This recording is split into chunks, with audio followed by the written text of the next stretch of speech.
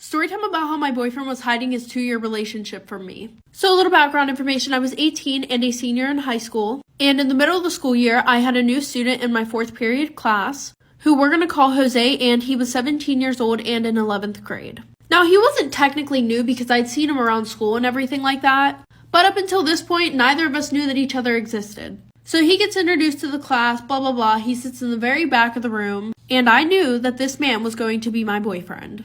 So when I got home that day, I was texting my friend about him. Thankfully, she gave me his Snapchat. Fast forward, we're talking, and elevators get brought up. Now, in my school, you are not allowed to use the elevators unless you're injured or for some other reason. Well, he was talking about how he always used the elevators and nobody really cared. So I meet him at the elevator the next day and blah, blah, blah. We start flirting. And this led to him and I being super close. Like, we would FaceTime every day. We would always sit together at lunch, in class. Like for part 2. Part 2 about how my boyfriend was hiding his 2-year relationship from me. So like I said, every day after that, him and I were pretty much inseparable. We would FaceTime literally 24/7. We would always sit together during lunch, during class. Well, the one day I'm sitting in my homeroom and he comes in and he asked me to be his girlfriend. Of course I said yes. So fast forward to Halloween, my family was handing out candy and he was going trick-or-treating with his family because he had younger siblings. And this is where our families were supposed to meet, but he didn't end up coming to my neighborhood, which I was super happy about. Well, then fast forward to my birthday. Our families were supposed to meet again, but it didn't end up happening again. And I wasn't really sure if this was the reason why things got weird between him and I. The one night I was over at my friend's house and Jose's on FaceTime with me. And I was talking about how I could pick him up and him and I could hang out. And he literally just didn't even say anything. So I was like, okay, is that a no? So then he was like, I don't know, I might be busy, blah, blah, blah, blah, blah, like for part 3.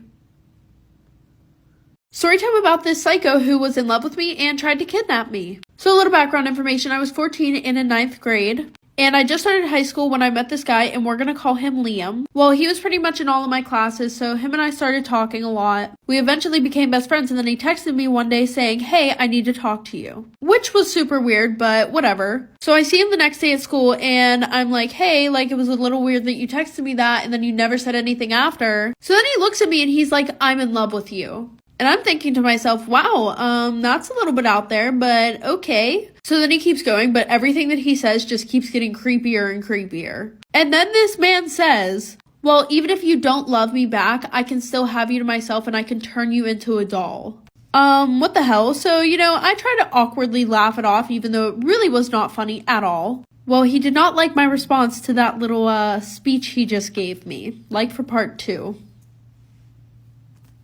Part 3 about how my boyfriend was hiding his 2-year relationship from me. So like I said, him and I are on FaceTime. I'm asking him if he wants to hang out, and he's being super weird about it, being super standoffish. Well, fast forward a little bit, he seemed like he wasn't interested in me anymore, and it really hurt my feelings, obviously.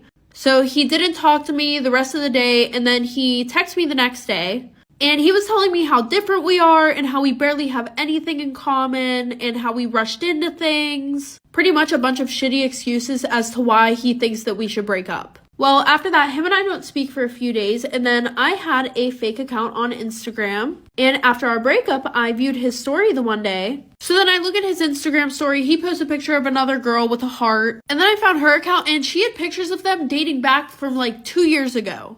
Now, still to this day, I don't know if he was cheating on her or if they were on a break or whatever, but I also thought that it was weird that they were dating because she was 19 and he was 17.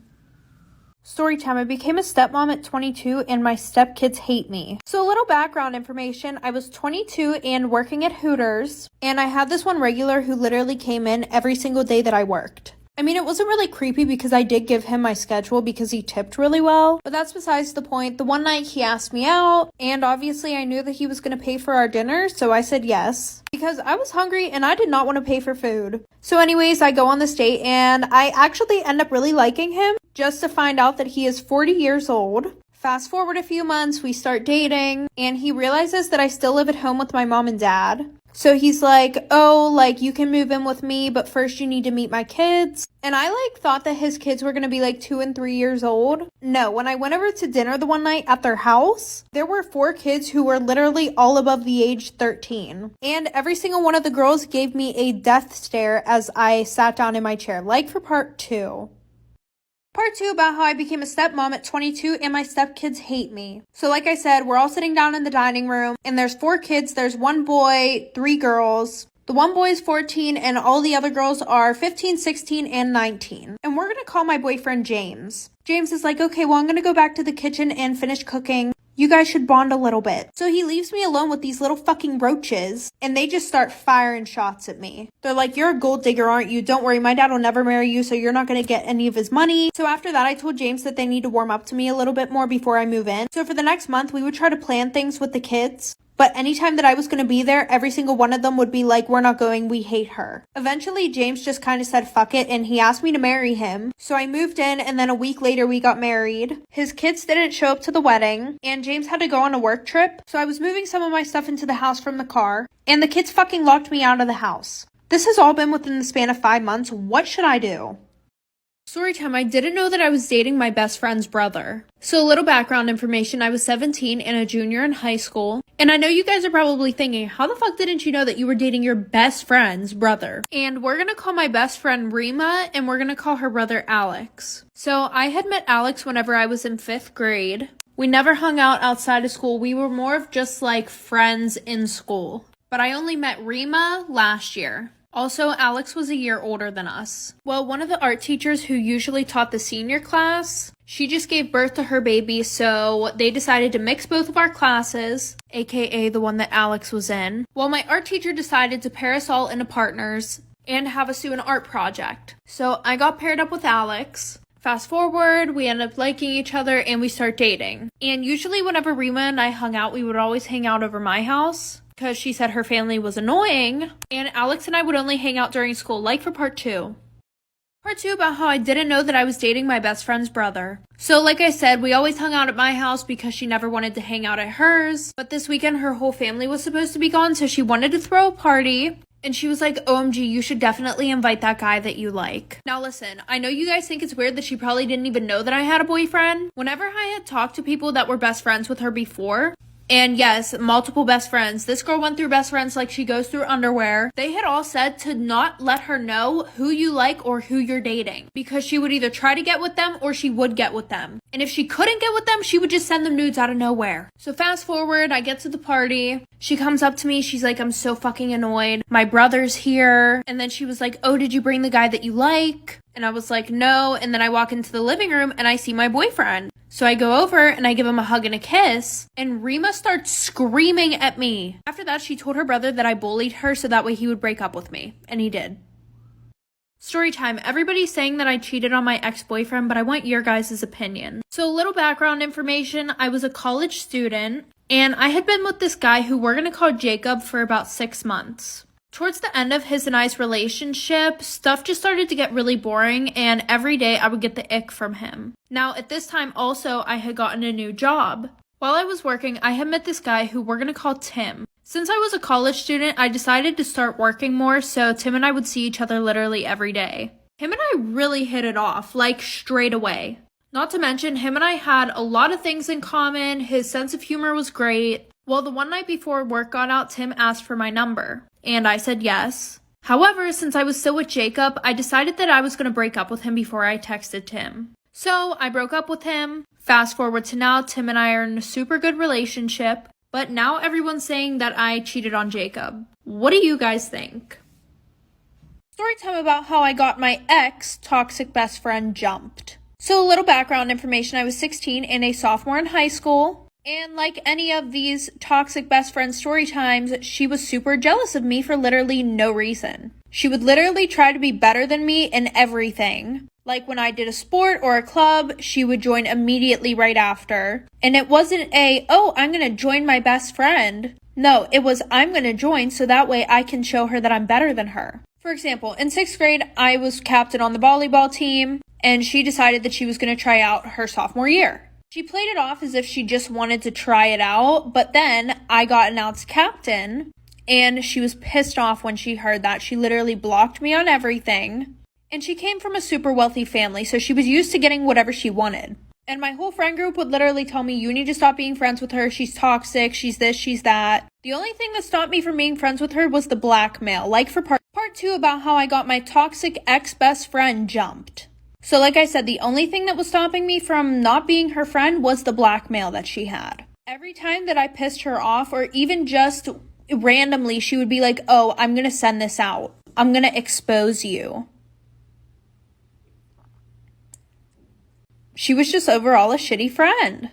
So I had an exposing account on Instagram where I would expose people in my class. It got banned, but she DM'd the account the blackmail. Little did she know it was literally me who was running it. Obviously, I didn't post it, but I showed one of my friends, and we kind of made a plan to get rid of the blackmail. So my birthday was coming up, and I was going to Disney, and my mom said that I could invite 2 friends. Originally, I wasn't going to invite Tessa, but since I had this plan, I invited her and one of my other friends. On the 3rd night, my friend and I decided to take our plan into action. Tessa was sleeping, so I went on her phone, and I went and deleted all the pictures. Like for part 3.